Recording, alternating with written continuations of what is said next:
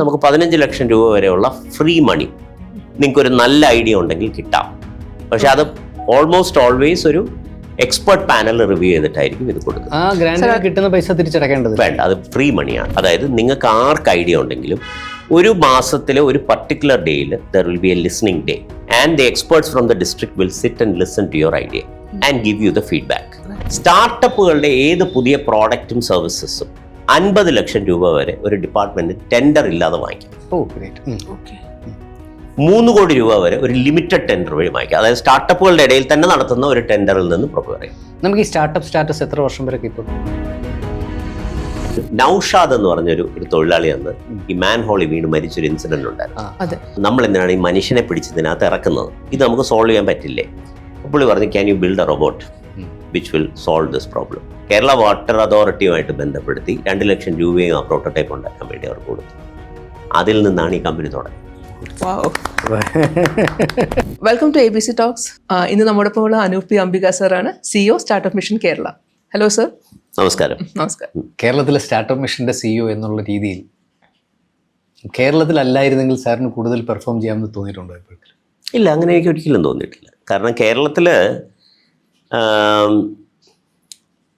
ഈ നമ്മളെപ്പോഴും പറയുന്നത് നമ്മളൊരു എൻ്റർപ്രനോറിയൽ കമ്മ്യൂണിറ്റി ആയിരുന്നില്ല, സംരംഭകത്വം ആയത്. പ്രത്യേകിച്ച് തെക്കൻ കേരളത്തിൽ സംരംഭകത്വം നമ്മുടെ മിക്സിലില്ലായിരുന്നു.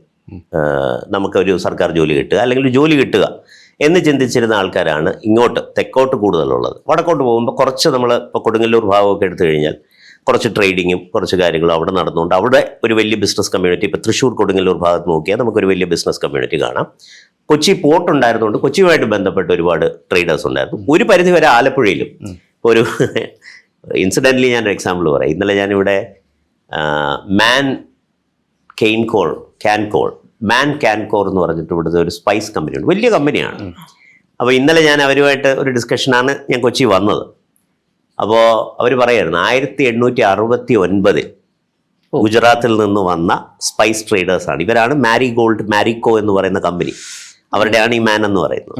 അപ്പോൾ 1869 തന്നെ ഇവിടെ ഗുജറാത്തിൽ നിന്ന് ആൾക്കാർ വന്ന് വ്യാപാരം തുടങ്ങിയിരുന്നു. പക്ഷെ നമ്മളൊരിക്കലും അത് ചെയ്യാൻ പ്രാപ്തരായിരുന്നില്ല, അല്ലെങ്കിൽ ചെയ്തിരുന്നില്ല എന്നൊരു കാര്യം തെക്കോട്ടുണ്ട്. വടക്കോട്ട് അങ്ങനെയല്ല. Malabar was always A trading centre. സാമൂതിരിയുടെ കാലം തൊട്ടേ, വാസ്കോ ഡ ഗാമ വന്ന കാലം തൊട്ടേ സ്പൈസ് ട്രേഡ് വഴി ഒരു ട്രേഡിംഗ് കൾച്ചർ അവരുടെ ഭാഗമായിട്ടുണ്ടായിട്ടുണ്ട്. പക്ഷേ എന്നാൽ ഒരു ഗുജറാത്തുമായിട്ട് കമ്പയർ ചെയ്യുമ്പോഴോ അല്ലെങ്കിൽ ഒരു ബാംഗ്ലൂർ അല്ലെങ്കിൽ കർണാടകമായിട്ട് കമ്പയർ ചെയ്യുമ്പോഴോ തമിഴ്നാടുമായിട്ട് കമ്പയർ ചെയ്യുമ്പോഴോ നമ്മുടെ എൻ്റർപ്രനൂറിയൽ ആസ്പിറേഷൻസ് അത്ര വലുതല്ലായിരുന്നു. അതുകൊണ്ട് എന്നെ സംബന്ധിച്ചിടത്തോളം അല്ലെങ്കിൽ എൻ്റെ പ്രെഡിസസേഴ്സ് മുൻഗാമികളെ സംബന്ധിച്ചിടത്തോളം നമുക്ക് ചെയ്യാൻ ഒരുപാട് കാര്യങ്ങളുണ്ടായിരുന്നു. അപ്പോൾ എപ്പോഴും നമ്മൾ ജോലി എടുക്കുന്നത് റിസൾട്ട്സ് കാണാനാണല്ലോ.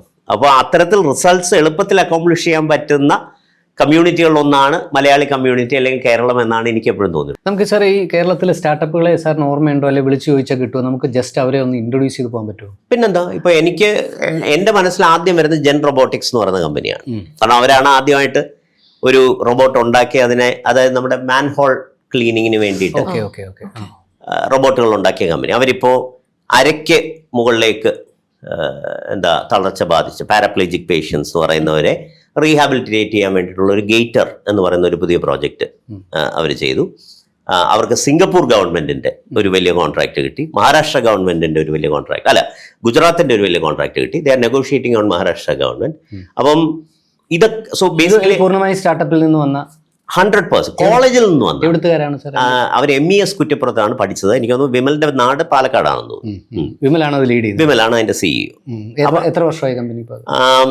ഇതൊരു എനിക്ക് തോന്നുന്നു ഇപ്പോൾ ഒരു 8-9 വർഷമായി കാണണം എന്നാണ് എൻ്റെ വിശ്വാസം. എൻ്റെ 2016-17 ഏതാണ്ട് 10 വർഷത്തോളം എടുക്കുന്നു ആക്ച്വലി അവരുടെ എക്സിസ്റ്റൻസിൽ. അവരിപ്പം ഞാൻ അവസാനം ചെക്ക് ചെയ്തപ്പോൾ ഏതാണ്ട് 70 കോടി രൂപയായിരിക്കും അവരുടെ ഈ വർഷത്തെ റവന്യൂ ക്ലോസിംഗ് എന്ന് പറയുന്നത്. അവര് ടേൺ ഓവർ എന്ന് പറയുന്നത്. അടുത്ത വർഷം അവർ 100 കോടി എത്തുമെന്ന് തന്നെയാണ് നമ്മുടെ ഒരു പ്രതീക്ഷ. ഇന്നലെ വളരെ ഇമ്പോർട്ടൻ്റ് ആയിട്ടുള്ള വേറൊരു ഡെവലപ്മെന്റ് ആണ്. അവർ തന്നെ വേറൊരു കൊച്ചു റോബോട്ടിക്സ് കമ്പനി ക്രിസ്റ്റോറുടെ എസ്ട്രോടെക് എന്ന് പറഞ്ഞൊരു, അപ്പം നമ്മൾ ഈ സൂപ്പർ മാർക്കറ്റിൽ കൂടെ ഒക്കെ നടത്തുമ്പോൾ വീണയൊക്കെ ചെല്ലുമ്പോഴത്തേക്കും പറയും, മാഡം നമുക്ക് ലിപ്സ്റ്റിക് ഒന്ന് ട്രൈ ചെയ്യാം, അല്ലെങ്കിൽ മറ്റേ ക്രീം ട്രൈ ചെയ്യാം എന്ന് പറയുന്ന പോലെ, അല്ലെങ്കിൽ ഈ ചോക്ലേറ്റിനൊരു ഓഫർ ഉണ്ട് എന്ന് പറഞ്ഞ് നമ്മുടെ അടുത്ത് വരുന്ന ആൾക്കാരുണ്ടല്ലോ. ഈ ആൾക്കാരെ റീപ്ലേസ് ചെയ്യുന്നതിന് വരെ ഒരു റോബോട്ട് ഇങ്ങനെ വന്നിട്ട് ഓക്കെ. നമ്മളിങ്ങനെ നടന്നു വരുമ്പോഴത്തേക്ക് ഇന്ന ഓഫർ ഉണ്ട് എന്ന് പറയുന്ന ഒരു സാധനം. അതാണ് ഇപ്പൊ റീറ്റെയിലുള്ള. അപ്പൊ അത് നമ്മൾ വിചാരിക്കുമ്പോൾ അതൊരു കൗതുകകരമായ ഒരു റീറ്റെയിൽ പ്രോഡക്റ്റ് മാത്രമാണ്. പക്ഷെ ആലോചിച്ചോണം, ആര് വന്ന് വാങ്ങിക്കുന്നു എന്ന് കൂടി നമുക്കിതെന്ന് മനസ്സിലാക്കി. ഏകദേശം എന്ത് പ്രായത്തിലുള്ള ആൾക്കാരാണ് ഓരോ പ്രോഡക്റ്റുകളും വാങ്ങിക്കുന്നതെന്നുള്ള ഡേറ്റ കൂടി ഇതിന്റെ ഭാഗമായിട്ട് നമുക്ക് കളക്ട് ചെയ്യാം. അപ്പൊ അങ്ങനെ വരുമ്പോഴത്തേക്കും നമുക്ക് ആൾക്കാർക്ക് എന്ത് അഫിനിറ്റിയാണ് പ്രോഡക്റ്റിനോട് ഉള്ളത് എന്നുള്ളത് നമുക്ക് വളരെ കൃത്യമായിട്ട് മനസ്സിലാക്കാനൂടെ കഴിയുന്ന ഒരു അനലിറ്റിക്സ് പ്ലാറ്റ്ഫോമായിട്ട് കൂടി ഇത് മാറും. അപ്പൊ ആ കമ്പനിയിൽ ഇവർ 1 കോടി രൂപ ഇൻവെസ്റ്റ് ചെയ്തു. അവരിപ്പോ ഇൻവെസ്റ്റേഴ്സ് ആയി. അപ്പൊ അവരിൽ സോഹോ പൈസ ഇട്ടിട്ടുണ്ട്, ആനന്ദ് മഹീന്ദ്ര പൈസ ഇട്ടിട്ടുണ്ട്. ഇതൊന്നും ആർക്കും അറിയത്തില്ല. Anand Mahindra just saw a tweet on their product and they said I am interested to invest. പുള്ളി ട്വിറ്ററിൽ എഴുതിയെന്നാണ് എനിക്ക് തോന്നുന്നത്. And then they came and invested. ഇതിന്റെ പിന്നില് ഈ വിമൽ എന്ന് പറയുന്ന ഒരു അദ്ദേഹത്തിന്റെ സംഘവും മലയാളികളുമാണ് ഞങ്ങൾക്ക് പോലും അറിയില്ല. ഇല്ല, ഇപ്പോഴാണ് അറിയുന്നത്. ഞങ്ങൾക്കും അറിയില്ല സത്യം. അതെ അതെ. we have a problem. Startup Mission has a problem because ഇത് അറിയിക്കുക എന്നുള്ളത് ഞങ്ങളുടെ കൂടി ജോലിയാണ്. ആക്ച്വലി വളരെ അഭിമാനത്തോട് കേട്ടിരിക്കുന്നു. പ്രേക്ഷകരെ പരിചയപ്പെടുത്താൻ കഴിയുന്നതിലും വളരെ സന്തോഷം. ഇവര് സ്റ്റാർട്ടപ്പ് മിഷനിലേക്ക് എത്തിയതാണോ, സ്റ്റാർട്ടപ്പ് മിഷൻ കണ്ടെത്തിയതാണോ, അതോ? ഇതിൽ എനിക്ക് വളരെ അഭിമാനകരമായിട്ട് തോന്നുന്ന ഒരു കാര്യമാണ് ഈ ചോദ്യം എന്ന് പറയുന്നത്. അതായത് കളമശ്ശേരിയിലുള്ള ഞങ്ങളുടെ ഓഫീസിൽ വന്നിട്ടുണ്ടോ? ഞാൻ ഒരിക്കൽ വന്നിട്ടുണ്ട്. അപ്പൊ ആ ഓഫീസിന്റെ തുടക്കകാലത്ത് അന്ന് ഡോക്ടർ ജയശങ്കർ പ്രസാദാണ് KSMന്റെ CEO. ശിവശങ്കർ സാറാണ് IT സെക്രട്ടറി. അപ്പോൾ ഞങ്ങൾ ഈ എല്ലാ ക്യാമ്പസുകളിലും നടത്തുന്ന ഒരു ഇന്നൊവേഷൻ ഓൺടർപ്രണർഷിപ്പ് ഡെവലപ്മെന്റ് സെല്ലുകൾ എന്ന് പറഞ്ഞ ഒരു സെല്ലുണ്ട്. അപ്പോൾ IDC എന്നാണ് അതിനെ വിളിക്കുന്നത്. IDCയുടെ നോഡൽ ഓഫീസേഴ്സിന്റെ ഒരു മീറ്റ് അവിടെ വെച്ച് നടക്കണം. ആ കെട്ടിടം ആയിട്ടില്ല, തുടങ്ങുന്നേ ഉള്ളൂ, അതിങ്ങനെ പതുക്കെ ആയി വരുന്നേ ഉള്ളൂ. അപ്പോൾ അതിൽ എന്നെയും, ഞാൻ അന്ന് GTECന്റെ സെക്രട്ടറിയാണ്. GTEC എന്ന് പറയുന്നത് ഈ IT കമ്പനികളുടെ ഒരു കൂട്ടായ്മയാണ്. അപ്പോൾ എന്നെയും വിളിച്ചിട്ടുണ്ടായിരുന്നു. അപ്പം ഞാൻ അതിനകത്തൊരു പ്രോജക്റ്റ് അവതരിപ്പിക്കുകയായിരുന്നു. എന്നാണ് ഞാൻ അതിന് പേരിട്ടത്, അഡോപ്റ്റ് എ യങ് ഐഡിയ. അപ്പം ഞാൻ നേരത്തെ ഇദ്ദേഹം പറഞ്ഞ പോലത്തെ അതായത് പല കോളേജുകളിലും ഇൻട്രസ്റ്റിംഗ് ആയിട്ടുള്ള പല പ്രോജക്റ്റുകളും ഉണ്ടാകുന്നുണ്ട്. പക്ഷേ ഈ BTech കഴിയുന്നതുകൊണ്ട് ആ പ്രോജക്റ്റ് അങ്ങ് ഡൈ ഡൗൺ ചെയ്യും. അപ്പോൾ ഇത്തരത്തിലുള്ള ഒരു യങ് ഐഡിയയെ ഒന്ന് അഡോപ്റ്റ് ചെയ്യാൻ കോർപ്പറേറ്റുകൾക്ക് പറ്റുമോ എന്നുള്ള ഒരു ചോദ്യമാണ് ഞാൻ അവിടെ ഉയർത്തിയത്. അപ്പോൾ എനിക്കൊരു നല്ല സ്ലൈഡ് ഉണ്ടാക്കണം. അപ്പോൾ സ്ലൈഡ് ഇപ്പം ഞാനിങ്ങനെ ആലോചിച്ച് വന്നപ്പോഴത്തേക്ക് ഒരു പയ്യൻ കുറച്ച് നാൾ മുന്നേ ഒരു എക്സോസ്കെലിറ്റൻ കോളേജ് വെച്ച് ഉണ്ടാക്കുകയും ഈ എക്സോസ്കെലിറ്റൻ ഇട്ടുകൊണ്ട് ഒരു പയ്യൻ നടന്നു വരികയും കുറേ ആൾക്കാർ ചുറ്റും കൂടി ഇങ്ങനെ കൈയടിക്കുന്ന ഒരു പടം പെട്ടെന്ന് എൻ്റെ മനസ്സിൽ വന്നു. അപ്പം ഞാൻ ഈ ഫേസ്ബുക്കിൽ പോയി ഈ പടം തപ്പിയെടുത്ത് ഈ പടമാണ് അതിനകത്ത് ഇട്ടിരുന്നത്. എന്നിട്ട് എൻ്റെ ആദ്യത്തെ ചോദ്യം എന്ന് പറയുന്നത്, ഈ പയ്യൻ ഇപ്പോൾ എവിടെ ഉണ്ടെന്ന് ആർക്കെങ്കിലും അറിയാമോ? അപ്പോൾ സ്റ്റാർട്ടപ്പ് മിഷൻകാർക്കൊന്നും അറിയത്തില്ല എവിടെ ഉണ്ടെന്നുള്ളത്. പക്ഷെ ഒരു സാർ എണീറ്റ് എന്ന് പറഞ്ഞു, ഈ പയ്യൻ എൻ്റെ കോളേജിൽ നിന്നാണ്, MES കുറ്റിപ്പുറത്തിൽ നിന്നാണ്. അവനിങ്ങനെ പല കാര്യങ്ങളൊക്കെ ശ്രമിച്ചു, പക്ഷേ ഒന്നും നടന്നില്ല. ഇപ്പോൾ ഒരു ജോലിക്ക് ശ്രമിക്കാൻ ഇങ്ങനെ നിൽക്കുകയാണ്. ഇത്ര നടന്നു. ഞാൻ പ്രസന്റേഷൻ കഴിഞ്ഞിറങ്ങി. ശിവശങ്കർ സാറ് അപ്പോൾ തന്നെ പറഞ്ഞു, ഈ പയ്യനെ ഇങ്ങനെ വിളിക്കാൻ പറഞ്ഞു, ഇവിടെ ഉണ്ടെങ്കിൽ. പുള്ളി അപ്പം തന്നെ വിളിച്ചിട്ട് പറഞ്ഞു, നൗഷാദ് എന്ന് പറഞ്ഞൊരു തൊഴിലാളി അന്ന് ഈ മാൻ ഹോളി വീണ് മരിച്ചൊരു ഇൻസിഡന്റ് ഉണ്ടായിരുന്നു. അപ്പൊ അതുമായിട്ട് ബന്ധപ്പെട്ട് CMന്റെ ഓഫീസിൽ അന്നൊരു പരാതി വന്നു. അതായത് ഇത്രയും വലിയ സാങ്കേതിക വിദ്യയുടെ കാലത്ത് നമ്മൾ എന്തിനാണ് ഈ മനുഷ്യനെ പിടിച്ചതിനകത്ത് ഇറക്കുന്നത്? ഇത് നമുക്ക് സോൾവ് ചെയ്യാൻ പറ്റില്ലേ? പുള്ളി പറഞ്ഞു, can you build a robot which will solve this problem? അവന് കൊടുത്തൊരു ഭയങ്കര ഓപ്പർച്യൂണിറ്റി. ആൻഡ് പുള്ളി അതിനുള്ള ഇച്ചിരി പൈസ ഒരു ഇന്നോവേഷൻ സോൺ ക്രിയേറ്റ് ചെയ്ത് കേരള വാട്ടർ അതോറിറ്റിയുമായിട്ട് ബന്ധപ്പെടുത്തി 2 ലക്ഷം രൂപയും ആ പ്രോട്ടോടൈപ്പ് ഉണ്ടാക്കാൻ വേണ്ടി അവർക്ക് കൊടുത്തു. അതിൽ നിന്നാണ് ഈ കമ്പനി തുടങ്ങുന്നത്. ഇത് പല സ്ഥലത്തും പറഞ്ഞ കഥയാണ്. അപ്പൊ ഞാൻ അവരോട് അവരുടെ 5ാമത്തെ വർഷത്തിന്റെ ഇതിനാന്ന് തോന്നുന്നു പോയത്. ഞാൻ പറഞ്ഞു, ബട്ടർഫ്ലൈ എഫക്റ്റ് എന്ന് പറഞ്ഞൊരു സാധനമുണ്ട്. ഒരു സ്ഥലത്തൊരു ചിത്രശലഭം ചിറകടിക്കുമ്പോൾ അത് ഇവൻച്വലി ഒരു സുനാമിയായിട്ട് മാറുന്ന ആ ബട്ടർഫ്ലൈ എഫക്റ്റിന്റെ എക്സ്ട്രീംലി ഗുഡ് എക്സാമ്പിൾ ആണ് നിങ്ങളും നിങ്ങളുടെ ഈ ടീം എന്ന് പറയുന്നത്. അപ്പൊ അത്തരത്തിലുള്ള ഒരുപാട് കമ്പനികളുണ്ട് ആക്ച്വലി നമ്മുടെ കൂട്ടത്തിൽ. ഇതേപോലെ നമുക്ക് 1-2 ഉദാഹരണങ്ങൾ ഇൻട്രസ്റ്റിംഗ് ആയിട്ടുള്ള 1-2 പറയാം. ഒരു ക്യാൻവ എന്ന് പറഞ്ഞൊരു സാധനം നിങ്ങൾ ആരെങ്കിലും ഉപയോഗിച്ചിട്ടുണ്ടോ? നമ്മുടെ ക്യാൻവ, നമ്മുടെ ഇമേജ് ക്രിയേഷൻ. അപ്പൊ ഈ ക്യാൻവ നമ്മൾ പോയിട്ട് നമുക്ക് പെട്ടെന്ന് ഇമേജ് ക്രിയേറ്റ് ചെയ്യും. ഇപ്പൊ പിന്നെ അത് കുറച്ചുകൂടെ എളുപ്പമായി, കാരണം നമുക്ക് മറ്റേ ഗൂഗിൾ ജെമിനിലൊക്കെ പോയിട്ട് പ്രോംപ്റ്റ് കൊടുത്തു കഴിഞ്ഞാൽ. ക്യാൻവ ഈ കഴിഞ്ഞ തദ്ദേശ സ്വയംഭരണ തെരഞ്ഞെടുപ്പിലും പ്രോബബ്ലി കഴിഞ്ഞ നിയമസഭാ തെരഞ്ഞെടുപ്പിലും ഏറ്റവും കൂടുതൽ ആൾക്കാർ പോസ്റ്റർ ഉണ്ടാക്കിയത് burfi.io എന്ന് പറയുന്ന ഒരു സാധനം വെച്ചായിരിക്കും. അപ്പൊ ഞാൻ അന്ന് ഈ തദ്ദേശ സ്വയംഭരണ തെരഞ്ഞെടുപ്പ് കഴിഞ്ഞ് അവരുമായിട്ട് സംസാരിക്കുമ്പോൾ അവർ പറഞ്ഞത് ഏതാണ്ട് 1.25 ലക്ഷം ആൾക്കാർ അവരുടെ പ്ലാറ്റ്ഫോം ഉപയോഗിച്ച് കഴിഞ്ഞു. അതായത് ഓൾമോസ്റ്റ് കേരളത്തിൽ മത്സരിച്ചവരൊക്കെ അല്ല അവരുടെ പിന്നെ അണികളും എല്ലാവരും ആർക്ക് വേണമെങ്കിലും ഉണ്ടാക്കുമല്ലോ. അതിനകത്ത് കയറി പെട്ടെന്ന് നല്ല മലയാളം ഫോണ്ടുകളുണ്ട്, നല്ല കുറച്ച് ഫീച്ചേഴ്സ് ഉണ്ട്. ഇവര് ആക്ച്വലി 3 പേരാണുള്ളത്. 3 പേരും വളരെ സീരിയസ് ആയിട്ടുള്ള ഇൻഡസ്ട്രിയിൽ നിന്ന് പുറത്തിറങ്ങിയിട്ടുള്ള ആൾക്കാരാണ്. Design thinking workshop they will do very well. അതൊരു ക്രിയേറ്റീവ് ഇൻഡസ്ട്രി. അവർ കോഴിക്കോട് ബേസ്ഡ്, കോഴിക്കോടും മലപ്പുറവും ആണെന്ന് തോന്നുന്നു. അവർ വർക്ക് ചെയ്യുന്ന ഇപ്പോൾ കോഴിക്കോട് നിന്നാണെന്നാണ് എൻ്റെ വിശ്വാസം. പേര് ഓർമ്മയുണ്ടോ സാർ? ബർഫി ഒരു 3 പേരടങ്ങുന്ന ടീമാണ്. അതിലൊരു കോ ഫൗണ്ടർ മുഹമ്മദ് ബുക്താറാണ്. ആക്ച്വലി അവര് സിംഗയിലും മൈക്രോസോഫ്റ്റിലും അല്ല ആമസോണിലും ഒക്കെ വർക്ക് ചെയ്ത വളരെ സീനിയർ ആയിട്ടുള്ള ആൾക്കാർ, നല്ല കമ്പനികളിൽ നിന്ന് വർക്ക് ചെയ്ത് വന്ന് തുടങ്ങിയ ഒരു, അപ്പൊ അതിന്റെ ഒരു ഭംഗിയും അതിനകത്തുണ്ട് കേട്ടോ. വളരെ രസകരമായ ഒരു പ്രോഡക്റ്റ് ആണ്. ഈ 3ാമതൊരു കമ്പനിയാണ് ഞാൻ ശരിക്കും അത്ഭുതപ്പെട്ടു പോയത്. കാബ്ലി വയർലെസ് എന്നാണ് കമ്പനിയുടെ പേര്. അപ്പൊ ഇതൊരു വളരെ ഇച്ചിരി ഒരു ഹൈടെക് കമ്പനിയാണ്. അതായത് നമ്മളുടെ ഇപ്പോൾ നമുക്ക് കാറുകളും ഇപ്പോൾ നമ്മുടെ ഇലക്ട്രിക് ഇപ്പോൾ ടെസ്ല എടുത്തു കഴിഞ്ഞാൽ Tesla is always connected to a centralise command centre. അപ്പോൾ എന്തെങ്കിലും പുതിയ സോഫ്റ്റ്വെയർ വേണമെങ്കിൽ അവിടെ നിന്ന് പുഷ് ചെയ്താൽ ഈ സാധനം നമ്മുടെ കാറിൽ വരും. നമ്മൾ നോക്കുമ്പോൾ പുതിയ പുതിയ ഫീച്ചേഴ്സ് ഇങ്ങനെ വന്നുകൊണ്ടേയിരിക്കും. അപ്പോൾ അത്തരത്തിലുള്ള IoT ഇന്റർനെറ്റ് ഓഫ് തിങ്സ് ബോർഡുകൾ ഇവർ ക്രിയേറ്റ് ചെയ്യുന്നു. ഓക്കെ, കേരളത്തിൽ ആക്ച്വലി പുത്തൻകുരിശോ ആണ് അവരുടെ ഫാക്ടറി നടക്കുന്നത്. ഓക്കെ, മേക്കർ വില്ലേജിലാണ് ഇവരുടെ. മേക്കർ വില്ലേജ് എന്ന് പറയുന്ന ഒരു ഇൻക്യുബേറ്റർ ഉണ്ട്. അല്ല, ഇതിലെ ഏറ്റവും രസം എന്ന് പറഞ്ഞാൽ ലോകത്താകെ 7 കമ്പനികളെ ഈ മാർക്കറ്റിലുണ്ട്. അതിലൊന്ന് കേരളത്തിൽ നിന്നുള്ള കമ്പനിയാണ്. ഓരോ വർഷവും ഇവരുടെ ഇത് ഡബിൾ ചെയ്തുകൊണ്ടേയിരിക്കുകയാണ്. റവന്യൂ 4 മില്യൺ, 8 മില്യൺ ഡോളറാണേ, 16 മില്യൺ, 25 മില്യൺ. 2030 $500 മില്യൺ. $1 മില്യൺ എന്ന് പറഞ്ഞു കഴിഞ്ഞാൽ 10 കോടി രൂപ. അപ്പൊ 5000 കോടി രൂപ ടേൺ ഓവർ ഉള്ള ഒരു കമ്പനിയായിട്ട് കാബ്ലി മാറുമെന്നുള്ള കാര്യത്തിൽ യാതൊരു സംശയവും. ഇതിന്റെ പിന്നെ ലീഡേഴ്സിനെ ഓർമ്മയുണ്ടോ, പേര് ഓർമ്മയുണ്ടോ സാർ? കാബ്ലി വയർലെസ് ജോൺ തോമസ് എന്ന് പറയുന്ന ഒരാളാണ് അതിന്റെ CEO. അദ്ദേഹം ആക്ച്വലി ഇപ്പൊ എനിക്കൊന്ന് 7 രാജ്യങ്ങളിലോളം കാബ്ലിയുടെ ഓഫീസ് ഉണ്ട്. സാർ ഇനി അടുത്ത് പറയാൻ പോണ കമ്പനീസിലും സാർ ഈ പറയുന്ന പോലെ ആണുങ്ങളുടെ പേരായിരിക്കും ഞാൻ വിചാരിക്കുന്നു. ഞാനിവിടെ ഒരു സെക്സിസ്റ്റ് ആവുക അല്ല, അല്ലെങ്കിൽ ഞാനൊരു ഫെമിനിസ്റ്റ് ആവുക ഒന്നും അല്ല. പക്ഷെ എനിക്ക് നല്ല ആൻഷ്യസ് ആവുകയാണ് ഞാൻ, seriously. The thing is that നമ്മൾ നോക്കുമ്പോൾ ഒരു ബീന കണ്ണൻ, ഷീല കൊച്ചോസെഫ് ചിറ്റിലപ്പള്ളി, ഞാൻ ഒരു സ്കൂളിൽ പോയ അടുത്ത കാലത്ത് ഒരു പെൺകുട്ടിയോട് ചോദിച്ചപ്പോൾ അവള് പറഞ്ഞു എനിക്ക് നിത്ത അംബാനിനെ പോലെ ആവണമെന്ന്. അപ്പൊ എനിക്ക് ഭയങ്കര സന്തോഷമായി. അവർ എന്തിനാ ആവേണ്ടേ? അനിൽ അംബാനി അല്ലെങ്കിൽ അങ്ങനത്തെ ഒരു മുകേഷ് അംബാനിയെ പോലെ ഒരാളെ കല്യാണം കഴിച്ചാൽ എനിക്ക് നിത അംബാനിയെ പോലെ ആവാം എന്നാണ് അവർ മനസ്സിൽ കണ്ടുവെക്കുന്നത്. അത് അവർക്കായിട്ടൊരു ഓൺട്രപ്രണർ ആവണം എന്നുള്ളതല്ല. ഒരാളെ കല്യാണം കഴിച്ചാൽ മാത്രമേ എനിക്കതാവാൻ പറ്റൂ എന്നൊരു മെന്റാലിറ്റി ഞാൻ 1-2 സ്റ്റുഡൻസിൽ കണ്ടു. പെൺകുട്ടികൾ ഓൺട്രപ്രണർഷിപ്പിലേക്ക് ഇപ്പൊ ഞാൻ മനസ്സിലാക്കിയത് GST രജിസ്ട്രേഷനിൽ 4/1 സ്ത്രീകളാണെന്നുള്ള ഒരു റിപ്പോർട്ട് ഞാൻ വായിച്ചിട്ടുണ്ട്. അത് ആയിരിക്കാം, പക്ഷെ എത്ര പേരെ നമുക്ക് എടുത്തു പറയാനുണ്ട്. ഇപ്പൊ എന്നോട് ചോദിച്ചപ്പോൾ ആരോട് ചോദിച്ചത്, ആ വഴി കൂടെ പോകുന്ന ആരോട് വേണമെങ്കിലും ചോദിക്കും. അവർ വേണമെങ്കിലും ആദ്യം പറയാം ഷീല കൊച്ചോസെഫ് ചിറ്റിലപ്പള്ളി, അല്ലെങ്കിൽ ബീന കണ്ണൻ, അല്ലെങ്കിൽ നിത്ത അംബാനി, അങ്ങനെയുള്ള കുറച്ച് ആൾക്കാരുടെ പേരുകൾ മാത്രമേ പറയത്തുള്ളൂ.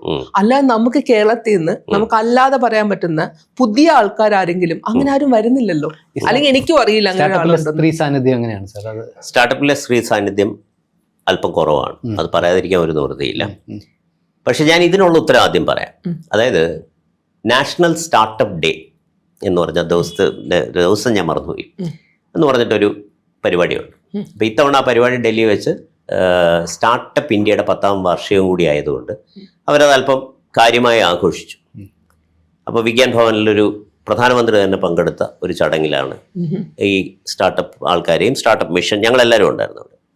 അപ്പോൾ അതിൽ സംസാരിക്കാൻ അവസരം കിട്ടിയ ഒരു പെൺകുട്ടി എന്ന് പറയുന്നത് ദേവിക ചന്ദ്രശേഖരൻ എന്ന് പറയുന്ന ഒരാളായിരുന്നു. ദേവികയെ വേറൊരു തലത്തെ നമുക്ക് പരിചയപ്പെടുത്താം. പുഴു എന്ന് പറയുന്ന ഒരു സിനിമ ഇറങ്ങിയിരുന്നു. പുഴുവിന്റെ അസിസ്റ്റന്റ് ഡയറക്ടറായിരുന്നു ദേവിക. അപ്പോൾ ദേവികയും സഹോദരനായ ദേവനും ചേർന്നിട്ടാണ് ഫ്യൂസ്ലേജ് ഇന്നോവേഷൻസ് എന്ന് പറയുന്ന ഒരു അഗ്രി സെക്ടറിൽ ഉപയോഗിക്കുന്ന ഒരു ഡ്രോൺ കമ്പനി സ്റ്റാർട്ട് ചെയ്തിരിക്കുന്നത്. എഗെയിൻ ഈ പറഞ്ഞ പോലെ 10 മുതൽ 20 കോടി രൂപ വരെ ടേൺ ഓവർ ഉള്ള ഒരു കമ്പനിയാണ് ഫ്യൂസ്ലേജ് എന്ന് പറയുന്നത്. ദേവികയുടെ അന്നത്തെ ഒരു പ്രസംഗം ഉണ്ടായിരുന്നു. നമസ്കാരം, ഞാൻ കേരളത്തിൽ നിന്നാണ്, എൻ്റെ പേര് ദേവിക ചന്ദ്രശേഖരൻ, അങ്ങനെ പറഞ്ഞാണ് പുള്ളി തുടങ്ങുന്നത്. അപ്പോൾ it was a goose bump moment. എനിക്ക് സത്യത്തിൽ അവിടെ ഇരുന്ന് എനിക്ക് വലിയ സന്തോഷവും അഭിമാനവും രോമാഞ്ചവും എനിക്കത് കേട്ടപ്പോൾ തോന്നി. കാരണം അത്രയും ആൾക്കാരുടെ മുന്നിൽ പ്രധാനമന്ത്രിയും മറ്റു പ്രമുഖരായ പല സ്റ്റാർട്ടപ്പ് ഫൗണ്ടേഴ്സ്, ഓയോയുടെ ഫൗണ്ടറൊക്കെ അവിടെ ഉണ്ടായിരുന്നു. അവരുടെ മുന്നിൽ ദേവികയെ പോലെ ഒരു പെൺകുട്ടി, ആലപ്പുഴയിൽ നിന്നുള്ള ഒരു പെൺകുട്ടി വന്ന് ഒരു കർഷക കുടുംബത്തിൽ നിന്ന് പുള്ളിക്കാരി അത് പറഞ്ഞു, we come from a family of farmers. അങ്ങനെയാണ് ഞങ്ങൾ ഈ പ്രശ്നങ്ങൾ കണ്ടെത്തിയതും ഞങ്ങൾ ഈ ഡ്രോൺ ഉണ്ടാക്കിയത്. അപ്പോൾ അങ്ങനത്തെ ആൾക്കാർ ഉണ്ട്. വേറൊരു എക്സാമ്പിൾ എനിക്ക് പറയാനുള്ളത് ഈ ഡോക്ടർ ലിനി ബേസിലാണ്. ബേസിക്കലി അതും ഈ പറഞ്ഞ പോലെ ഒരു വലിയൊരു പ്രശ്നമാണ്. ആ പ്രശ്നം പുള്ളിക്കാരി പറയുന്നത് വരെ എനിക്ക് എൻ്റെ മനസ്സിലില്ല. അപ്പോൾ അദ്ദേഹം പറഞ്ഞതെന്ന് പറഞ്ഞു കഴിഞ്ഞാൽ ഈ ക്യാൻസർ വന്ന പേഷ്യൻസ് അവർക്ക് ഭയങ്കരമായ ഡീഹൈഡ്രേഷൻ, പ്രത്യേകിച്ച് ഓറൽ ക്യാൻസർ വന്ന പേഷ്യൻസിന് ഭയങ്കര ഡീഹൈഡ്രേഷനാണ്. അപ്പോൾ ഡീഹൈഡ്രേഷൻ എന്ന് പറയാൻ നമ്മൾ വിചാരിക്കുമ്പോൾ ആണെങ്കിൽ വെച്ച് വെള്ളം കുടിച്ചാൽ പോരെ. ഇതങ്ങനെയല്ല.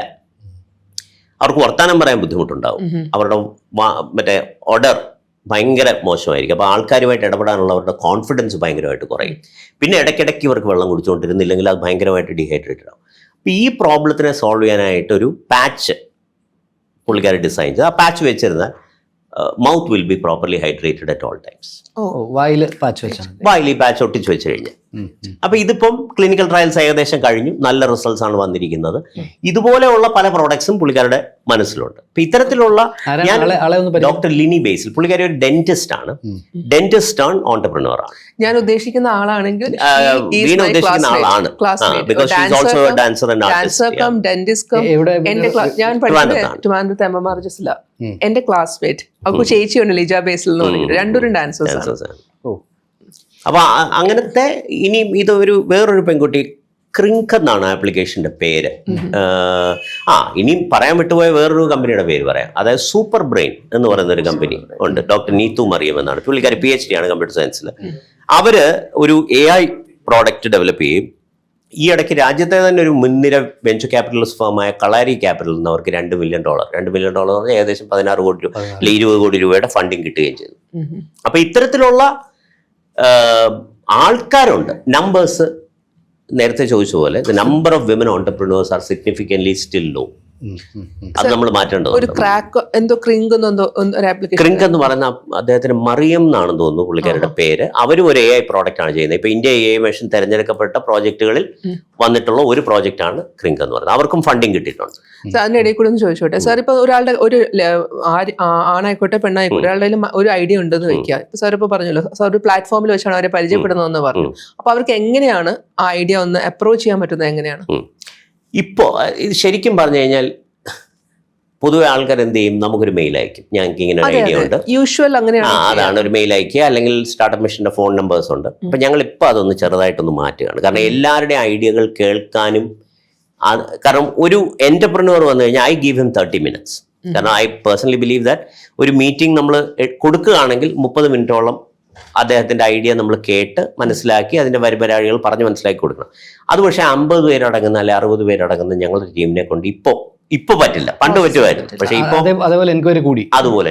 എല്ലാ മാസവും ഇപ്പോൾ ഓൺ ആൻ ആവറേജ് ഒരു 100-120 കമ്പനികൾ രജിസ്റ്റേർഡ് ആവുന്നുണ്ട്, പുതിയ സ്റ്റാർട്ടപ്പുകൾ. എല്ലാ മാസവും ഒരു വർഷം ഏതാണ്ട് 1000-1200 കമ്പനികൾ രജിസ്റ്റേർഡ് ആവുന്നുണ്ട്. പക്ഷേ അപ്പോൾ ഒരു 10,000 ഐഡിയാസ് നമ്മുടെ അടുത്തേക്ക് വരികയാണ്. പല ഐഡിയാസ്. ചിലത് നമ്മൾ കേട്ട് പഴകിച്ച ഐഡിയ ആയിരിക്കും, പക്ഷെ ചിലത് വളരെ നല്ലതായിരിക്കും.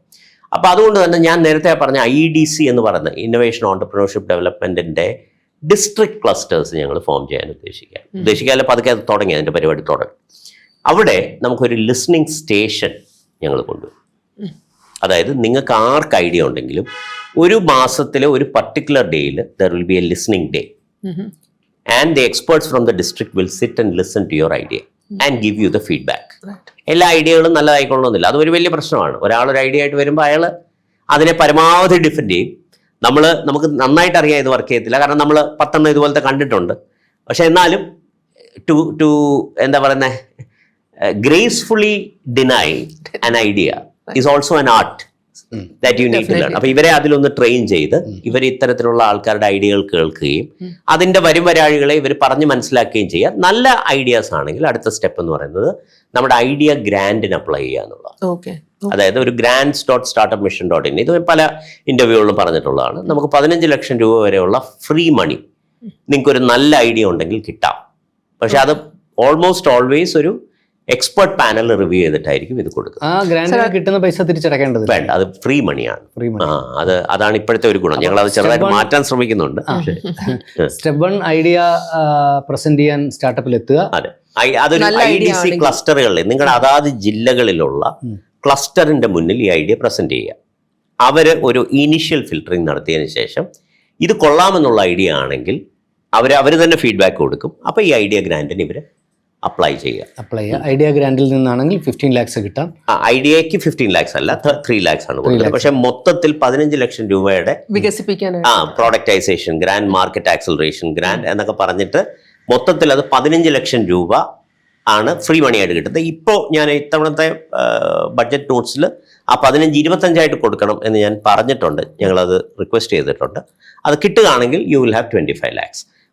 പക്ഷേ അതിൻ്റെ number of grants we will bring down. അതാണ് ഞാൻ പറഞ്ഞിരിക്കുന്നത്. We will focus on not numbers now. കാരണം നമ്മൾ ആ നമ്പർ ഗെയിമിൻ്റെ കാലം കഴിഞ്ഞു എന്നാണ് ഞാൻ വിശ്വസിക്കുന്നത്. വി നീഡ് ടു നൗ ബ്രെഡ്ത്തിനെക്കാട്ടിലും കൂടുതൽ I think we need to go depth.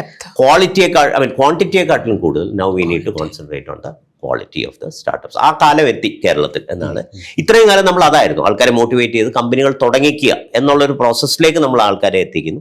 ഇനി അടുത്തത് 2 കാര്യങ്ങളാണ്. ഒന്ന്, ടോപ്പ് ഓഫ് ദ പില്ലർ നിൽക്കുന്ന ഈ 100 കമ്പനികളെ നല്ല സക്സസ്ഫുൾ ആക്കുക, അവർക്ക് വേണ്ടത് എന്തും ചെയ്തു കൊടുക്കുക, എന്നിട്ട് അവരെ നാട്ടുകാരുടെ മുന്നിൽ ഷോക്കേസ് ചെയ്യുക. ഇതാണ് നിങ്ങളുടെ റോൾ മോഡലുകൾ, കണ്ടുപഠിക്കൂ എന്ന് പറയുക. ഇവരുടെ യാത്രകളെ ഡോക്യുമെന്റ് ചെയ്ത് കേസ് സ്റ്റഡീസ് ആയിട്ട് വിദ്യാഭ്യാസ സ്ഥാപനങ്ങളിൽ പഠിപ്പിക്കുക. അതായത് എങ്ങനെ ജേർണി ഓഫ് ജെൻ റോബോട്ടിക്സ് എന്ന് പറയുന്ന ഒരു കാര്യം അറ്റ്ലീസ്റ്റ് ബിസിനസ് സ്കൂളുകളിലെങ്കിലും ഒരു കേസ് സ്റ്റഡി ആയിട്ട് നമ്മളിത് കേരളത്തിൽ നമ്മളിപ്പോൾ പഠിക്കുന്ന സൗത്ത് വെസ്റ്റ് എയർലൈൻസ് എങ്ങനെ റിവൈവ് ചെയ്തു, മറ്റേ ഞാൻ നേരത്തെ പറഞ്ഞല്ലോ മെക്കാളയുടെ ഭരണപരിഷ്കാരങ്ങൾ, അങ്ങനെയുള്ള കാര്യങ്ങളാണ് നമ്മൾ പഠിച്ചുകൊണ്ടിരിക്കുന്നത്. We need to learn about our own entrepreneurial ecosystem and see how people struggled. Even for that matter, V-Guard is a classic example. V-Guardന്റെ സ്റ്റോറി നമ്മൾ ആക്ച്വലി നമ്മുടെ ഒരു MBA സ്കൂളിൽ പഠിപ്പിക്കേണ്ടതാണ്. അത് നമ്മൾ പഠിപ്പിക്കുന്നില്ല. അത്തരത്തിലുള്ള മാറ്റങ്ങൾ നമുക്ക് ഇൻട്രൊഡ്യൂസ് ചെയ്യേണ്ടി വരും കാര്യം. പിന്നെ ഞാൻ നേരത്തെ പറഞ്ഞ പോലെ ഇനി പുതിയതായിട്ട് വരുന്നത് ബോട്ടം ഓഫ് ദ പൈപ്പ് ലൈനിൽ നമ്മൾ കുറച്ചുകൂടി ക്വാണ്ടിറ്റിയെക്കാട്ടിലും ക്വാളിറ്റി ഫോക്കസ് ചെയ്യും. സെക്കൻഡ് സ്റ്റെപ്പ് കഴിഞ്ഞിട്ട് പിന്നീട് പിന്നെ സോ വൺസ് ഇത് കിട്ടണമെന്നുണ്ടെങ്കിൽ നിങ്ങൾ ഒരു കമ്പനി രജിസ്റ്റർ ചെയ്തിരിക്കണം. നിങ്ങൾക്ക് സ്റ്റാർട്ടപ്പ് ID രജിസ്ട്രേഷൻ ഉണ്ടായിരിക്കണം. നിങ്ങൾക്ക് Kerala startup mission unique ID registration ഉണ്ടായിരിക്കണം. സ്റ്റാർട്ടപ്പ് ID ഇന്ത്യ രജിസ്ട്രേഷൻ കിട്ടിക്കഴിഞ്ഞ് കഴിഞ്ഞാൽ മറ്റത് ഒരു ദിവസത്തെ പരിപാടി മാത്രമാണ്. Then you are in the system. പിന്നെ നിങ്ങൾക്ക് നമ്മുടെ എല്ലാ പരിപാടികളുടെയും, നമ്മൾ നടത്തുന്ന എല്ലാ പ്രോഗ്രാംസിൻ്റെയും, നമ്മുടെ ഇൻ്റർനാഷണൽ എക്സ്പോഷർ പ്രോഗ്രാംസിൻ്റെയും വെഞ്ചർ ക്യാപിറ്റൽ കണക്റ്റുകളുടെ എല്ലാം കൃത്യമായിട്ട് നിങ്ങളുടെ മെയിലുകൾ വന്നുകൊണ്ടേയിരിക്കും. ഇപ്പോൾ ഞങ്ങൾക്ക് വേറൊരു കാര്യം കൂടി ഈ ഘട്ടത്തിൽ ഞാൻ പറയാൻ ആഗ്രഹിക്കുകയാണ്. അതായത് അത് കേരളത്തിൽ നടന്ന ഒരു വലിയ വിപ്ലവകരമായ ഒരു പോളിസിയാണ്. Government as a market place എന്നാണ് അതിനെ വിളിക്കുന്നത്. അതായത് കേരളത്തിലെ ഒരു പ്രധാനപ്പെട്ട പ്രശ്നം എന്ന് പറഞ്ഞു കഴിഞ്ഞാൽ ഒരു ബാംഗ്ലൂരോ അല്ലെങ്കിൽ തമിഴ്നാട്ടിലോ മഹാരാഷ്ട്രയിലോ ഉള്ള അത്രയും വ്യവസായ സ്ഥാപനങ്ങൾ കേരളത്തിലില്ല. അപ്പോൾ അതുകൊണ്ട് നമ്മളൊരു സ്റ്റാർട്ടപ്പ് പ്രോഡക്റ്റ് നമ്മൾ ഉണ്ടാക്കി ഇറക്കുമ്പോൾ അത് ഉപയോഗിക്കണമെങ്കിൽ നമുക്ക് കസ്റ്റമേഴ്സിനെ ബാംഗ്ലൂർ പോയി കണ്ടെത്തേണ്ട ഒരു പ്രശ്നം നമ്മുടെ മുന്നിലുണ്ട്. ഇതിനെ ഞങ്ങൾ ഏർലി അഡോപ്റ്റേഴ്സ് എന്ന് വിളിക്കും. അതായത് റിസ്ക് ടേക്കിംഗ് കസ്റ്റമേഴ്സാണ് ഇവർ. പുതിയൊരു സാധനമായിട്ട് ഞാൻ വരുമ്പോഴത്തേക്കും പൊതുവെ ആൾക്കാരുടെ ഇത് വേണ്ട, ഞങ്ങൾ തൊടുന്നില്ല, ഞങ്ങൾക്ക് ഓൾറെഡി സാധനമുണ്ട്. പക്ഷേ ഇത് റിസ്ക് ടേക്കിംഗ് ആയിട്ടുള്ള ആപ്പറ്റൈറ്റുള്ള സ്റ്റാർട്ടപ്പുകളോട് താല്പര്യമുള്ള കസ്റ്റമേഴ്സ് ഉണ്ടാവും. So here we are trying to make government itself as that early adopter. അതാണ് government as a market place എന്ന് പറയുന്നത്. സ്റ്റാർട്ടപ്പുകളുടെ ഏത് പുതിയ പ്രോഡക്റ്റും സർവീസസും 50 ലക്ഷം രൂപ വരെ ഒരു ഡിപ്പാർട്ട്മെൻറ്റ് ടെൻഡർ ഇല്ലാതെ വാങ്ങിക്കാം. 3 കോടി രൂപ വരെ ഒരു ലിമിറ്റഡ് ടെൻഡർ വഴി വാങ്ങിക്കാം. അതായത് സ്റ്റാർട്ടപ്പുകളുടെ ഇടയിൽ തന്നെ നടത്തുന്ന ഒരു ടെൻഡറിൽ നിന്ന് പ്രൊക്യൂർ ചെയ്യാം. നമുക്ക് ഈ സ്റ്റാർട്ടപ്പ് സ്റ്റാറ്റസ് എത്ര വർഷം വരെ? ഇപ്പോൾ 10 വർഷം വരെയാണ് ഇപ്പോൾ ഉള്ളത്. ഡീപ് ടെക് എന്ന് ക്ലാസിഫൈ ചെയ്യുന്നത് അതിൽ ഈ പൊതുവെ സ്പേസ് ടെക്നോളജീസ്, ലൈഫ് സയൻസസ്, അതായത് റിസർച്ച് ബേസ് ചെയ്ത് IP ക്രിയേറ്റർ, IP ഡ്രിവൺ ആയിട്ട്, IP എന്ന് പറയുന്നത് ഇന്റലക്ച്വൽ പ്രോപ്പർട്ടി, പേറ്റന്റുകളെ ബേസ് ചെയ്തിട്ടുള്ള പ്രോഡക്റ്റുകൾക്ക് ഇപ്പോൾ സെൻട്രൽ ഗവൺമെന്റ് അത് 20 വർഷം വരെ ആക്കിയിട്ടുണ്ട്. കാരണം അത്തരത്തിലുള്ള gestation period for those projects are large. എനിക്ക് തോന്നുന്നു ഈ കച്ചവടം, ബിസിനസ്, ഇതൊക്കെ ഇതിനൊരു മതമൊക്കെ കുറച്ച് കണക്റ്റഡ് ആണോ എന്ന് എനിക്ക് തോന്നുന്നു. കാരണം ചില കമ്മ്യൂണിറ്റിയിൽ പെടുന്നവർക്ക് ബിസിനസ് ചെയ്യാൻ ഇൻട്രസ്റ്റ് കൂടുതലാണ്, ചില കമ്മ്യൂണിറ്റിയിൽ പെടുന്നവർക്ക് അവർക്ക് ബിസിനസ്സിനോട് അത്ര മതിപ്പ് പോരാ എന്നൊക്കെ. ഞാനൊരു ചെറിയൊരു ഉദാഹരണം പറഞ്ഞു സാർ. ഇപ്പം നമ്മളിപ്പോൾ കേരളത്തിന് പുറത്തിപ്പം മാർവാടികളുണ്ട്, സിന്ധികളുണ്ട്, ഗുജറാത്തികളുണ്ട്. ഇവരുടെയൊക്കെ കുട്ടികൾ സ്കൂളിൽ നിന്ന് നേരെ വരുന്നത് ഒന്നീ ഫാക്ടറിയിലേക്കോ കടയിലേക്കോ ആണ്. ഇവരവിടെ പിന്നെ കൗണ്ടറിലിരിക്കും. കേരളത്തിലെ മുസ്ലിം കമ്മ്യൂണിറ്റി അവരുടെ വീടുകളിലെ ചർച്ചകളിൽ പോലും ബിസിനസ് ഒരു മഹത്തരമായ കാര്യമാണ്. അപ്പം ഞാൻ ജാതി പറയുകയാണെന്ന് സാർ തോന്നുന്നത്, ഞാനൊരു നായർ കമ്മ്യൂണിറ്റി പെടുന്ന ഒരാളാണ്. എൻ്റെ വീട്ടിൽ ഇപ്പം ഞാൻ ബിസിനസ്സിൻ്റെ ഭാഗമായി രാത്രി 9:30 വീട്ടിലെത്തിയില്ലെങ്കിൽ എൻ്റെ ഭാര്യ അങ്ങനെ ചിന്തിക്കാത്തയോ പറയാത്തയോ ആളാണ്. പക്ഷേ സാധാരണഗതിയിൽ അത്തരം ഒരു കുടുംബത്തിൽ ഉടനെ വീട്ടിൽ കമ്മ്യൂണിക്കേറ്റ് ചെയ്യുന്നത് എന്താണെന്ന് പറയും, അച്ഛന് ബിസിനസ് മാത്രം മതി മോനെ, നമ്മളെ വേണ്ട. നേരെ മറിച്ച് നമ്മൾ ഈ പറയുന്ന മറ്റ് കമ്മ്യൂണിറ്റികളിലാണെങ്കിൽ വീട്ടിൽ അച്ഛനോ അമ്മയോ അമ്മൂമ്മയോ ഒക്കെ കമ്മ്യൂണിക്കേറ്റ് ചെയ്യുന്നു, മോനെ അച്ഛൻ നമുക്ക് വേണ്ടി കഷ്ടപ്പെടുന്ന ആളാണ്, അച്ഛൻ ഇതുവരെ വീട്ടിലെത്താത്തതിൻ്റെ കാരണം അച്ഛൻ നമുക്ക് ജീവിക്കാൻ വേണ്ടി, പണം ഉണ്ടാക്കാൻ വേണ്ടി, അല്ലെങ്കിൽ നമുക്ക് നിലനിൽപ്പിന് വേണ്ടി കഷ്ടപ്പെടുന്ന ആളാണ് എന്നുള്ളത് കമ്മ്യൂണിക്കേറ്റ് ചെയ്യുന്നു. ഇവിടെ അങ്ങനല്ല. 5:30 6 മണിക്കോ വീട്ടിലെത്താത്ത ഗ്രഹനാഥനെ ബിസിനസ് ചെയ്യുന്ന ആളെ ഒരു പക്ഷേ വേറെ തലത്തിൽ കാണുന്ന ഒരു കൾച്ചറുണ്ട്. അതൊക്കെ കുറേയൊക്കെ മാറിയിട്ടുണ്ട് എങ്കിലും പറയാം. ഞാനിപ്പോൾ ഒരു 16-18 വയസ്സ് മുതൽ ഞാൻ അടൂർ STD ബൂത്ത് നടത്തിയാണ് എൻ്റെ ബിസിനസ് ആദ്യം തുടങ്ങി. അത് കഴിഞ്ഞ് ഞാൻ 10-20 വർഷം കൊണ്ട് കുറേ കാര്യങ്ങൾ ചെയ്തു. ഞാൻ ടെലിവിഷനിലും ചാനലിലും ഒക്കെ വന്നത് മാത്രമേ ആൾക്കാർക്ക് അറിയത്തുള്ളൂ. ഞാൻ ഒരുപാട് സക്സസ്ഫുൾ ബിസിനസ് ചെയ്ത ഒരാളാണ്. ഞാൻ അന്ന് ആൾക്കാരുടെ അടുത്ത് പറയായിരുന്നു, ഞാൻ പെണ്ണ് കാണാൻ പോയാൽ എൻ്റെ കമ്മ്യൂണിറ്റിയിൽ നിന്ന് എനിക്ക് പെണ്ണ് കിട്ടില്ല, എൻ്റെ മാനേജർക്ക് അതേ പെണ്ണിനെ കല്യാണം കഴിച്ചു കൊടുക്കും. കാരണം ജോലിയോടുള്ള ഒരു പ്രതിബദ്ധത, അല്ലെങ്കിൽ അതൊരു സെക്വേർഡ് സ്ഥലമാണെന്നുള്ളൊരു ക്യാമ്പയിൻ വല്ലാതെ എനിക്കൊന്ന്, പ്രത്യേകിച്ച് ഹിന്ദു കമ്മ്യൂണിറ്റിയിലാണോ ഇത് സംഭവിക്കുന്നതെന്ന് സംശയമുണ്ട്. ഈ ഞാനിപ്പോൾ അടൂർ STD ബൂത്ത് തുടങ്ങിയപ്പോൾ ഉള്ളൊരു കഥ, കാരണം ഇത് ചില കാര്യങ്ങൾ പറയാതിരിക്കുന്നു. നമ്മൾ ബൂത്ത് തുടങ്ങിയപ്പം എല്ലാവരും ഇതെന്താടാ ബൂത്ത് കൊണ്ട് ജീവിക്കാൻ പറ്റും, ഇത് നമുക്കൊരു, അപ്പം നമ്മുടെ ഉള്ളിൽ ഇതൊരു, നമ്മൾ നെല്ലുമുകളിൽ നിന്ന് അടൂരെത്തുന്നു, അടൂരിലെ ആൾക്കാരുമായിട്ട് ഇന്ററാക്ട് ചെയ്യാനുള്ള ഒരു പോയിന്റാണ്. പിന്നെ അവിടെ തിരുവനന്തപുരത്ത് പോകുന്നു, എറണാകുളത്ത് വരുന്നു, നമ്മൾ പല കാര്യങ്ങളും ചെയ്യുന്നു. അപ്പോൾ സാധാരണഗതിയിൽ കേരളത്തിലെ ഒരു ഹിന്ദു നിന്ന് ഒരാൾ ബിസിനസ് ചെയ്യാൻ പോയി. ഉദാഹരണത്തിന് ഞാൻ തന്നെ പോയി നിൽക്കാം, എനിക്കൊരു 10 ലക്ഷം രൂപ വേണം. അപ്പോൾ എൻ്റെ മനസ്സിലെ ബുദ്ധി, എൻ്റെ 10 ബന്ധുക്കളിൽ നിന്ന് 1 ലക്ഷം രൂപ വെച്ച് പിരിക്കാൻ പറ്റും. ഞാൻ എല്ലായിടത്തും ചെല്ലുന്നു. ആദ്യത്തെ അമ്മാവൻ 1 ലക്ഷം രൂപ തരുന്നു, ബിസിനസ്സാ സൂക്ഷിക്കണം. രണ്ടാമത്തെ അമ്മാവൻ ചോദിക്കുന്നു, എന്ത് ബിസിനസ്സാ? ടെക്സ്റ്റൈൽ ബിസിനസ്സാ. എടാ, ടെക്സ്റ്റൈൽ നടത്തി പൊളിഞ്ഞു പോയവർ എത്ര പേരാണ്, എന്നാ നീ 1 ലക്ഷം കൊണ്ടുപോ. 10 പേരും 10 നെഗറ്റീവ് പ്രോഗ്രാമിംഗ് എൻ്റെ തലയിലേക്ക് ഇൻപുട്ട് ചെയ്ത് തരി, എനിക്ക് 10 ലക്ഷം രൂപ. സ്വാഭാവികമായും എന്നെ ഡ്രൈവ് ചെയ്യുന്നത് വിജയിക്കാൻ വേണ്ടിയല്ല, പരാജയപ്പെടാതിരിക്കാൻ വേണ്ടിയാണ്. ഇത് രണ്ടും 2 സ്ഥലത്തേക്കുള്ള യാത്രയാണ്. ഒന്ന് വിജയിക്കാൻ വേണ്ടിയുള്ള യാത്രയും മറ്റേത് പരാജയപ്പെടാതിരിക്കാനുള്ള. ഈ പരാജയപ്പെടാതിരിക്കാനുള്ള യാത്രയിൽ പരാജയപ്പെട്ടു പോകും. ഇതേ സ്ഥലത്ത് ഞാനൊരു ജൂതനോ സിന്ധിയോ പാഴ്സിയോ, ഞാനൊരു മുസ്ലിമോ ഈവൻ ഒരു ക്രിസ്ത്യാനിയോ ആണെങ്കിൽ പോലും, ഇവൻ ജൂതന്റെ കഥയാണ് നമ്മൾ. ഇതേപോലെ 10 ലക്ഷം രൂപ 10 അമ്മമാരുടെ അടുത്ത് ചോദിച്ചു നോക്കി, അല്ലെങ്കിൽ 10 ബന്ധുക്കളുടെ അടുത്ത് ചോദിക്കുന്നു. ഈ 10 പേര് ഓരോ ലക്ഷം രൂപ വന്നിട്ട് തോളെ തട്ടും, ചെയ്യടാ, നെഗറ്റീവ് ഇത് കൊടുക്കില്ല. ഇയാളും ഈ നെഗറ്റീവ് കൊടുത്തില്ലെങ്കിൽ തന്നെയും ഇയാളും 6 മാസം കഴിഞ്ഞപ്പോൾ പൊളിഞ്ഞു പാളിഷായി. ഒരു കുഴപ്പമില്ല, അടുത്ത് കൊടുക്കും. നേരെ ചെല്ലും പറയുന്നത്, എടാ നീ ഇത്ര നാൾ പഠിച്ചില്ലേ, ഇത്ര നാൾ നീ മനസ്സിലാക്കിയില്ലേ, അത് നിനക്ക് കിട്ടിയ 10 ലക്ഷം രൂപയേക്കാൾ 20 ലക്ഷം രൂപയുടെ മതിപ്പാ, അത് അനുഭവമാക്കി നീ ഇനി ബിസിനസ് ചെയ്യാന്ന് പറഞ്ഞ് വീണ്ടും 10 ലക്ഷം രൂപ കൊടുക്കും. ഞാൻ ഇതിന്റെ ഒരു രസകരമായ കാര്യം കണ്ടിട്ടുള്ളത്, വടക്കുന്നു ചിന്താവിഷ്ടയ ശ്യാമളയില് ശ്രീനിവാസൻ ഇത് വളരെ പോസിറ്റീവായി പറയുന്നു. എനിക്ക് ഇത്രയും പൈസ പോയാലെന്താ, പഠനം എനിക്ക് ഇതിന്റെ 10 മടങ്ങ് ഇതിലുള്ള എക്സ്പീരിയൻസ് കിട്ടിയില്ലെങ്കിൽ മലയാളി അതൊരു വലിയ ഹ്യൂമറായി ചിരിക്കുക ചെയ്യുന്നത്. അതൊരു ചവിട്ടുപടിയായിട്ടോ അതൊരു ഇൻസ്പിറേഷണൽ ടോക്കായിട്ടോ ഞാൻ തിയേറ്ററിൽ ഞാനിങ്ങനെ നോക്കി, ഇതിന് ചിരിക്കേണ്ട കാര്യം എന്താണ്? അപ്പൊ മലയാളി ഇത് സ്ഥിരം കേൾക്കുന്നതാണ്.